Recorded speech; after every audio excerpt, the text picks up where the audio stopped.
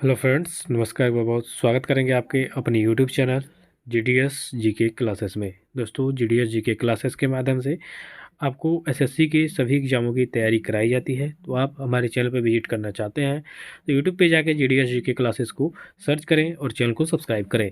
तो इसमें हम एसएससी जीडी कांस्टेबल के लिए बैच स्टार्ट किए हैं, जिसमें कई सारे आपको लगभग 50 से ऊपर वीडियो दी जा चुकी है स्टैटिक जीके की। अभी भी आपके एग्जाम तक ये चलता रहेगा।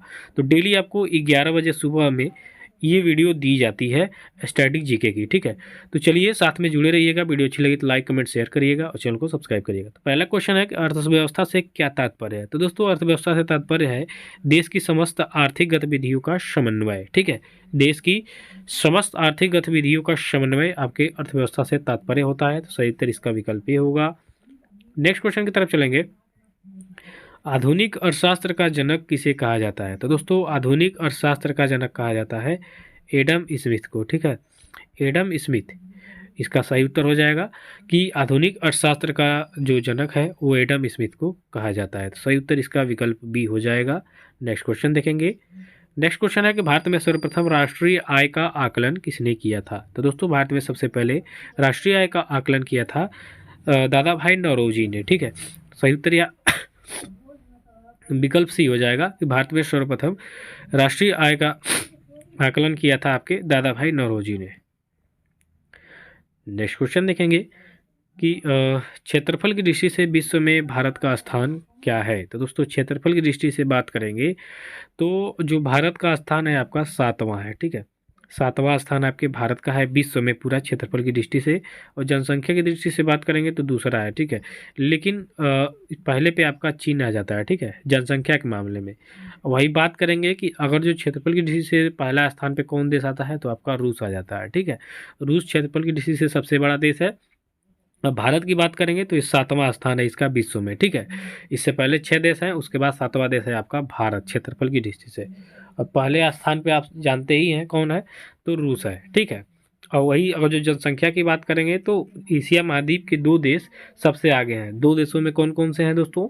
चीन पहले स्थान पे है और भारत दूसरे स्थान पे है। ठीक है, तो इसको याद रखिएगा।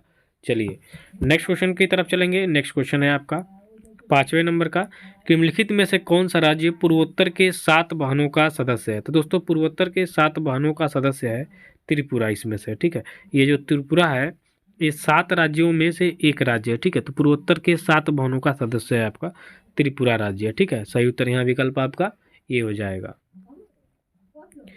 अगला क्वेश्चन है कि पश्चिम बंगाल की सीमा कितने देशों के साथ लगती है। तो पश्चिम बंगाल की सीमा की बात करेंगे तो यह लगती है 3 देशों की सीमा के साथ। तो सही उत्तर यहाँ पे आपका विकल्प बी हो जाएगा।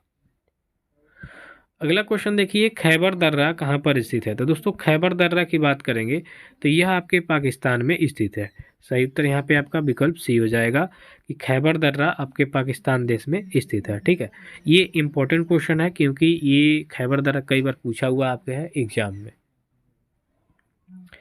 अगले क्वेश्चन की तरफ चलेंगे कि पेरियार टाइगर रिजर्व किस राज्य में स्थित है। तो दोस्तों, पेरियार टाइगर रिजर्व की बात करेंगे तो यह केरल में स्थित है। सही उत्तर यहाँ पे आपका विकल्प डी हो जाएगा कि पेरियार टाइगर रिजर्व आपके केरल राज्य में स्थित है।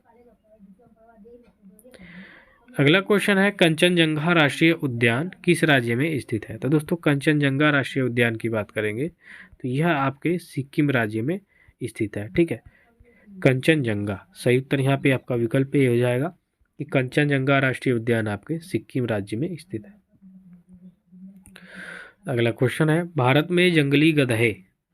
ठीक है, भारत में जंगली गधे कहाँ पाए जाते हैं दोस्तों? तो भारत में जंगली गधे पाए जाते हैं कच्छ का जो रण है यहाँ पे। अब कच्छ का जो रण है ये पड़ता है आपके गुजरात में। ठीक है, गुजरात में कच्छ का रण पड़ता है और यहाँ पे जंगली गधे पाए जाते हैं। सही उत्तर यहाँ पे विकल्प बी हो जाएगा। अगला क्वेश्चन है बेरी बेरी रोग किस विटामिन की कमी से होता है। तो दोस्तों, बेरी बेरी रोग की बात करेंगे तो यह आपके विटामिन बी की कमी से होता है। ठीक है, विटामिन बी के बारे में बात करेंगे तो एक होता है बी कॉम्प्लेक्स। ये मैं कई बार बता चुका हूँ। इसमें जो टोटल विटामिन होते हैं 8 विटामिन होते हैं। ठीक है, और विटामिन बी की सिंपली बात किया जाए तो इसका रासायनिक नाम होता है थायमीन। ठीक है, और जो क्वेश्चन में आता है थायमिन किसका रासायनिक नाम है, तो विटामिन बी का। और विटामिन बी कॉम्प्लेक्स में विटामिनों की संख्या होती है 8, और बेरी बेरी रोग जो है यह विटामिन बी की कमी के कारण होता है। तो इतनी बात आपको याद रखना है, ठीक है। चलिए अगला क्वेश्चन है, स्कर्वी रोग किस विटामिन की कमी के कारण होता है। तो अब देखिए स्कर्वी रोग की बात करेंगे तो स्कर्वी रोग होता है विटामिन सी की कमी के कारण, ठीक है। किसके कारण, विटामिन सी। और विटामिन जो सी होता है इसका होता है एस्कॉर्बिक एसिड रासायनिक नाम, ठीक है। एस्कॉर्बिक एसिड जो होता है इसका रासायनिक नाम होता है विटामिन सी का, ठीक है। विटामिन सी का अगर जो क्वेश्चन में आता है कि विटामिन सी का रासायनिक नाम क्या है, तो एस्कॉर्बिक एसिड। और इसकी कमी से होता है मसूड़ों से खून आने यानी स्कर्वी रोग, ठीक है।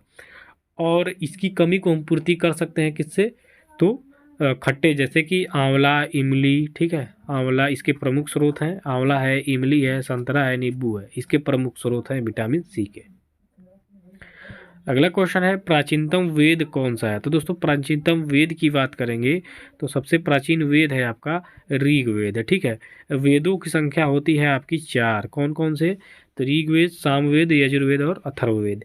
ऋग्वेद की बात करेंगे तो ये सबसे प्राचीन वेद है। सही उत्तर यहाँ विकल्प आपका ए राइट आंसर हो जाएगा। अगला क्वेश्चन है, कादम्बरी के लेखक कौन है दोस्तों। तो कादम्बरी के लेखक की बात करेंगे तो इसके लेखक हैं बाणभट्ट। कौन है, बाणभट्ट। तो सही उत्तर यहाँ पे हो जाएगा आपका विकल्प बी कि कादम्बरी के लेखक हैं बाणभट्ट। अगला क्वेश्चन देखिए, पाल वंश का संस्थापक कौन था। काफ़ी ज़्यादा इंपॉर्टेंट क्वेश्चन है, ऐसे क्वेश्चन आते हैं एग्जाम में आपके वंशों से संबंधित। तो पाल वंश का संस्थापक थे गोपाल, ठीक है। और पाल वंश वाले भी सभी लोग बौद्ध धर्म को ही अपनाए थे। और इसमें सबसे प्रतापी जो राजा था आपका धर्मपाल था, ठीक है। धर्मपाल सबसे प्रतापी राजा था आपके पाल वंश का। इसका राइट आंसर सी हो जाएगा गोपाल, कि पाल वंश का संस्थापक कौन था, गोपाल। अगला क्वेश्चन है, प्रथम बौद्ध संगीति जो कि 483 ईसा पूर्व में आयोजित हुई थी वह कहाँ आयोजित हुई थी, ठीक है। तो प्रथम बौद्ध संगीति की बात करेंगे, जैसे ही महात्मा बुद्ध की मृत्यु हुई वैसे ही प्रथम बौद्ध संगीति का आयोजन किया गया आपके राजगृह में, ठीक है। राजगृह में इसका क्या किया गया था, आयोजन किया गया था। अगला क्वेश्चन है, द्वितीय बौद्ध संगीति जो कि 383 ईसा पूर्व में हुआ था यह कहाँ पे हुआ था दोस्तों, तो यह हुआ था आपके वैशाली नगर में, ठीक है। किसका, तो द्वितीय बौद्ध संगीति का आयोजन। सही उत्तर यहाँ विकल्प आपका ये हो जाएगा।